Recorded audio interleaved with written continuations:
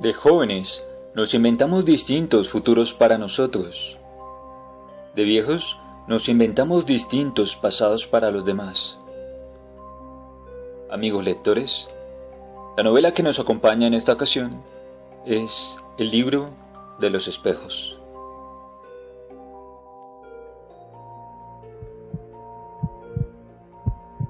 Hola mis amigos lectores, El libro de los espejos es una novela escrita por Eugene Irovitsky en el año 2017. Ciertamente esta es la primera novela que tocó este autor rumano y la verdad es que me ha gustado mucho, tanto que la considero una de las mejores del año, para mí. La historia no es muy compleja, realmente tiene una trama sencilla y atrapante.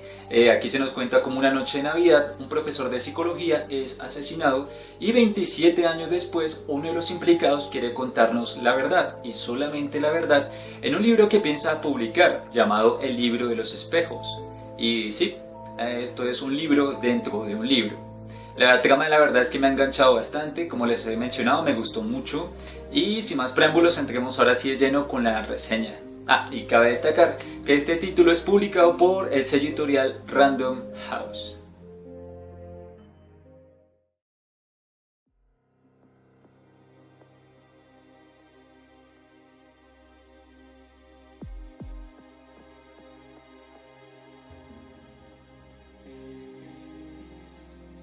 El agente literario Peter Katz se encuentra leyendo una carta un tanto peculiar.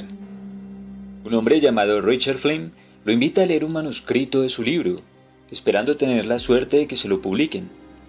En él contará la verdad sobre un evento que tuvo lugar entre el otoño e invierno de 1987. Hasta entonces, Richard menciona que no tenía una idea clara de lo ocurrido, pero un recuerdo ha hecho que todas las piezas de aquel puzzle se uniesen cobrando un sentido tal que los muertos han terminado por desenterrar la cabeza de su memoria, en sentido literal. Y es así como llegamos al libro de los espejos, en donde Peter comienza a leer y se nos narra lo siguiente.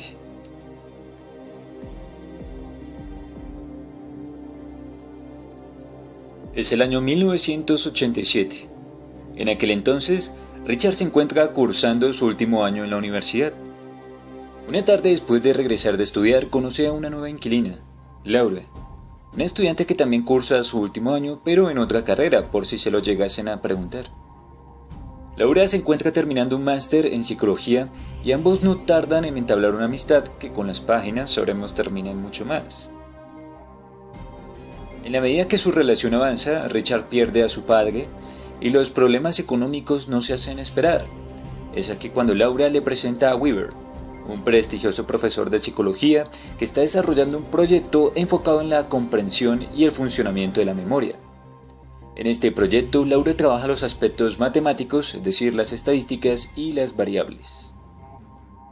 El punto es que Weaver contrata a Richard para que éste catalogue y organice su biblioteca, siendo recomendado por Laura. Es así como conocemos un poco más sobre la vida del profesor.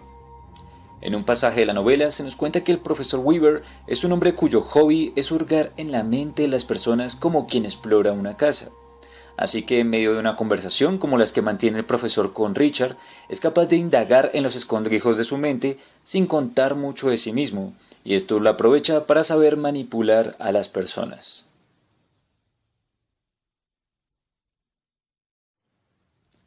Una vez que Richard se encuentra trabajando en casa de Weaver, conoce a Derek, un hombre que también va allí a trabajar, pero en los arreglos de la misma. Aquí se nos relata que Derek es un expaciente del profesor que padecía estados de fuga, y Weaver decidió acogerlo de cierta manera para convertirlo en su proyecto personal. Con el tiempo, la relación entre estas personas que sueñan con aportar y cambiar el mundo será sólida, fuerte como el bate con el que alguien le rompe la cabeza al profesor. Pero verán, la situación no es precisa en cuanto a alguna mala acción que el profesor Weaver tomara para que le pasara lo que le pasó. Solo sabemos que es un profesor manipulador que le gusta jugar con las personas. Solo eso. Tenemos el punto de vista de Richard, que empieza a sospechar de la relación que el profesor mantiene con Laura, sumado a las mentiras que esta chica le dice para verse con un exnovio y el misterio que rodea al proyecto de investigación que realizan aquel par, pues se dice que dicho proyecto indaga sobre los procesos cognitivos con la finalidad de analizar recuerdos reprimidos y poderlos borrar u ordenar. Ya durante una noche de Navidad, Richard acude a la casa del profesor, pues cree que Laura se encuentra allí, luego se marcha pasadas unas horas y al día siguiente el profesor es historia. Algunas versiones mencionan que aquella noche estuvo presente Laura, en otras que fue Richard, quien se fue y regresó al rato, y justo cuando se nos va a desvelar quién es el Michael Myers de la historia, el libro de los espejos llega a su fin, dejando a Peter, el agente literario que estaba leyendo esto, con ganas de conocer el resto, y para cuando Peter quiere contactar con Richard, resulta que ha muerto, pero por causas naturales, por lo cual decide enviar a John Keller, un periodista, a buscar el resto de la historia.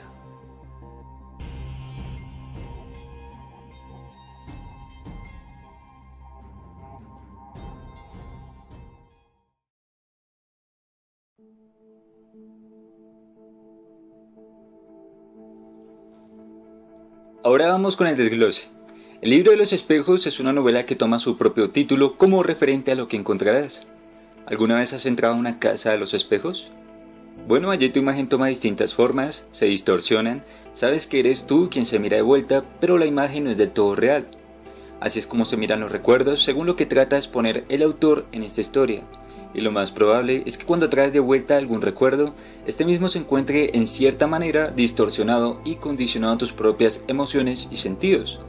Por ejemplo, ¿te ha pasado que vives una misma experiencia con varios amigos o familiares, pero al momento de contarla a alguien más, cada quien recuerda detalles diferentes? ¿Conoces el típico "eso no fue lo que pasó" que se cuela en cada anécdota? En realidad, este es un fenómeno que se ha estudiado en la psicología y que recibe el nombre de efecto Rashomon, el cual ocurre cuando ante un mismo acontecimiento varias personas recuerdan distintos detalles, todos posibles y plausibles, pero distintos entre sí.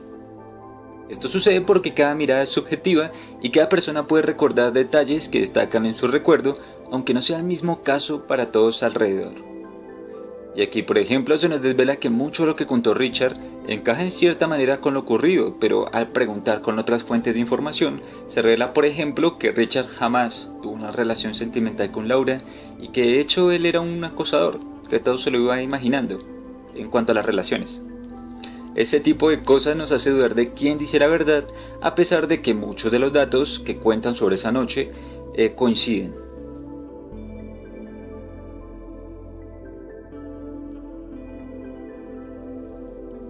La novela en su conjunto se divide en tres partes. La primera te da una versión de los hechos, que es la versión de Richard, un joven con el cual es fácil conectar por todos los problemas y expectativas que tiene el mundo. Este chico quería ser escritor y tenía un juicio crítico, no tragaba entero y por lo mismo decidí creerle todo. Llegados a la segunda parte, la historia cambia radicalmente con la introducción de John, un periodista que buscará y alimentará de respuestas lo que pudo suceder aquella noche. Para mí este personaje termina convirtiéndose en mi favorito por la osadía que tiene para investigar y colocar en conflicto a los demás personajes, como sucede cuando confronta a Laura con la versión que esta dio de los hechos en 1987. Según la versión de Laura, la noche del asesinato ella pasó la noche con su amiga y 27 años después su amiga dice que aquello fue mentira y posiblemente fue Laura quien asesinó al profesor. Y finalmente, tras confrontar todas las versiones que se cuentan, llegamos a la verdad por parte de un ex policía con problemas de Alzheimer que estuvo implicado en ese caso. En aquellos tiempos el hombre era un alcohólico y no dio mayor importancia a lo ocurrido. En el presente es un hombre que busca la redención, busca hacer las paces con su pasado. A mi juicio esta última parte se hace un poco más emocional debido al esfuerzo que realiza Roy por intentar encajar todas las piezas mientras éstas se les van desvaneciendo. Mis amigos lectores, en esta ocasión me hubiese gustado concluir con la revelación del culpable, pero en vez de eso quiero exponer las razones del por qué el profesor tuvo aquel fatídico desenlace. Y es que en palabras del autor, lo importante del libro no es quién comete el asesinato, sino el por qué. Y es que después de 300 páginas, el lector debería llevarse algo más que averiguar quién mató a Tom, a Juan, o a Harry, o al perro, o al gato, o al ratón, por muy sofisticados que sean los giros de la trama. Así que teniendo en cuenta lo anterior, me he tomado la libertad de contar un poco más del profesor Weaver. Verán, el profesor Weaver a lo largo de la historia se muestra como alguien inteligente, dispuesto a ayudar a todo aquel que lo necesite, pero dichas ayudas en cierta manera son una máscara que oculta intenciones para nada cálidas. Este hombre en su juventud, poco antes de llegar a ser profesor, se desempeñó como perito en los tribunales, y al contar con conocimientos científicos y técnicos en el área de psicología, determinaba si un acusado por algún crimen estaba loco o simplemente fingía locura para evadir la prisión y terminar en un asilo. El profesor en ocasiones se valía de su estatus para enviar personas cuerdas a asilos, haciéndoles ver que iban a estar mejor que en una cárcel, y una vez en el asilo los drogaba hasta las orejas para fines científicos. En otras palabras, las personas eran ratas de laboratorio y esto desencadena el principio de su propio fin. Bueno, con el profesor Weaver a veces me pasaba que, no sé, me decía, ¿quién está más loco? Si los locos dentro de un manicomio o el mismo profesor Weaver que se la pasaba experimentando con esta gente. Pero no solamente eso fue lo que colocó un punto final a su vida, no era manipular a las demás personas o drogarlas, sino también arruinar las vidas. Eso fue lo que colocó un punto final a su vida. Pero eso se los dejaré a ustedes cuando lean el libro de los espejos.